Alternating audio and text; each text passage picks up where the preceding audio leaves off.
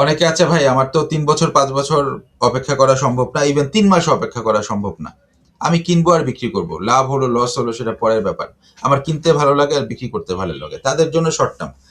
আর short term যারা invest করবে তাদের ভাই টেকনিক্যালি সাউন্ড হওয়া লাগবে। শর্ট টার্ম মানে কয়েকদিন থেকে কয়েক সপ্তাহ।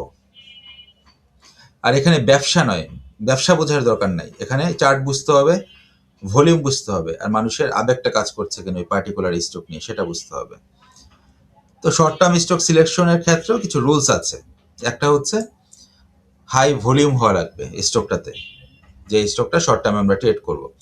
দেন হচ্ছে ক্লিয়ার একটা ট্রেন্ড থাকা লাগবে, ও ট্রেন্ডে আছে কিনা এই জিনিসটা বুঝতে হবে শর্ট টার্মের ক্ষেত্রে।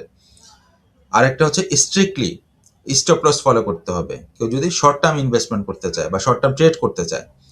এবং শর্ট টার্ম ট্রেডের ক্ষেত্রে ইমোশনটা থাকবে জিরো, কোনো ইমোশন কাজ করবে না এখানে, জাস্ট গ্রাফ। এখানে যদি আমরা কিছু এক্সাম্পল দেওয়ার চেষ্টা করি শর্ট টার্ম স্টকের ক্ষেত্রে, একটা হতে পারে সোনালী পেপার। সোনালী পেপার একটা pure speculative stock, gambling stock যেটাকে আমরা বলে থাকি। এটা হঠাৎ করে ভলিউম বেড়ে যায়, হঠাৎ করে একটা মুভমেন্টে আসে, আবার হঠাৎ করে শেষ হয়ে যায়। তো এটা থেকে আমরা কি শিক্ষা নিতে পারি? এখানে শর্ট টার্ম ট্রেডের ক্ষেত্রে প্রেম করলে, আপনি যদি স্টকের প্রেমে পড়ে যান আপনি সর্বস্ব হারাবেন। স্টকের প্রেমে পড়া যাবে না, জাস্ট চার্টের প্রেমে পড়তে হবে। তো শর্ট টার্মের ক্ষেত্রে আরো যদি কিছু এক্সাম্পল আমরা নিয়ে আসার চেষ্টা করি, আরেকটা হবে মনস্পুল। মনস্পুলের বিষয়টা হচ্ছে মনস্পুল চলে গল্পে, বাস্তবে নয়। গল্প গল্প যখন তৈরি হয় মনস্পুল বাড়বে, গল্প শেষ হয়ে গেলে মনস্পুল কমবে। মনস্পুলের ক্ষেত্রে এটা হচ্ছে লো ফ্লোটিং একটা শেয়ার, একদম পারফেক্টলি রিটেল ড্রাইভেন একটা শেয়ার, অ্যান্ড ম্যানিপুলেশন রিস্ক আছে এখানে। তো এই জিনিসগুলো বুঝে আমরা মনস্পুলে যদি এন্ট্রিটা নিতে পারি,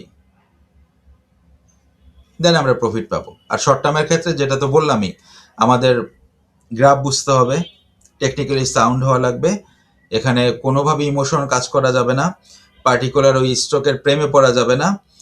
মুভমেন্ট থাকবে স্টকে থাকবো, মুভমেন্ট থাকবে না স্টক থেকে বের হয়ে যাবো, আর একদম স্ট্রিক্টলি স্টপ লসটা ফলো করতে হবে, না হলে সর্বস্ব হারাবেন।